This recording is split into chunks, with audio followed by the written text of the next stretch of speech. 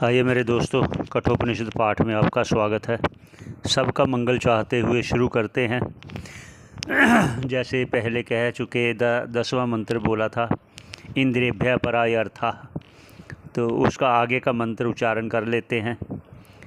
और एक बात और कहना चाहते हैं कि जो ये अमावस्या का श्राद्ध होगा उस दिन इसका अंतिम जो इस वल्ली का मंत्र है उस पर आपको वो पता चलेगा कि ये श्राद्ध पक्ष में पढ़ना चाह रहे हैं या क्यों चाहिए, ये स्वयं वेद कहते हैं। वो मंत्र का उच्चारण करेंगे, आप भी समझेंगे कि उसका कितना ज़्यादा फल होता है श्रवण करने का। श्रोताओं को भी इसका क्या फल होगा वो कहेंगे। अब आगे एक एक मंत्र लेंगे तब ये अमावस्या को पूरा होगा, तो ये आपको कहना था, इसलिए अब एक मंत्र और ले लेते हैं। तो उच्चारण कर लेते हैं पहले मंत्र का। महतः परम व्यक्तम व्यक्तात् पुरुषः परः पुरुषान्न परम किंचित सा काष्ठा सा परागतिः। जो पहले कहा था मंत्र में, तद विष्णु परमं पद, तद विष्णु परमं पदम, जो इस परम पद को प्राप्त करता है उसकी गति कहाँ तक है, वो कहाँ है, कैसे होगा, उसके बारे में बता रहे हैं भाष्यकार। क्या कह रहे हैं? पहले तो कह दिया था ना, इंद्रियों से सूक्ष्म है विषय है, विषयों से सूक्ष्म मन है, मन से सूक्ष्म बुद्धि है, बुद्धि से सूक्ष्म फिर आत्मा है।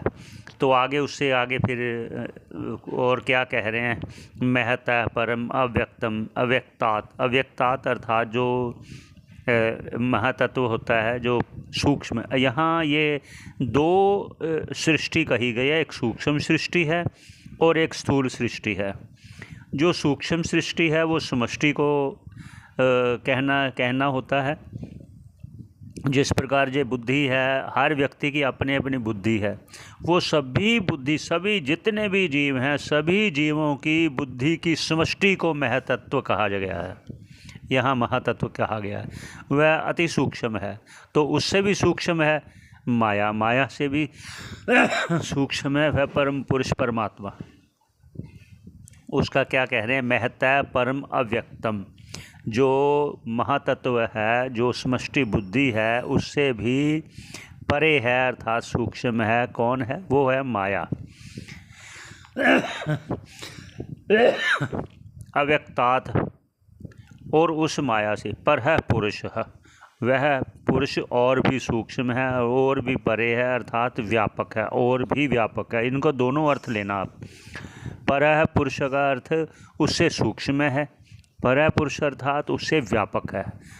और फिर क्या कहते हैं? पुरुषात् ना परम किंचित, उस पुरुष से परे अर्थात सूक्ष्म अर्थात व्यापक और कुछ भी नहीं है, अर्थात वही परमात्मा ही सर्वव्यापक है। ये कहना ऐसा आप जाने, वह परमात्मा ही सर्वव्यापक है, वह परमात्मा ही आत्म रूप से सभी जीवों के हृदय में है, और उसी को आत्म साक्षात करने के लिए, उसी को जानने के लिए ये सारा प्रयत्न है। आगे क्या कहते हैं? सा काष्ठा सा परागति, वही सीमा है। काष्ठा मतलब वही सीमा है, सा परागति, बस उससे आगे कोई गति नहीं, वह परम गति है, वह अंतिम गति है। इसलिए यहाँ फिर कह देते हैं कि जो शुद्ध मन से जप तप करता हुआ, उस भगवान की शरण लेता हुआ, मन से प्रयत्न से गुरु की सेवा करता हुआ, गुरु मुख से श्रवण करता है, उसको लाभ अवश्य होता है।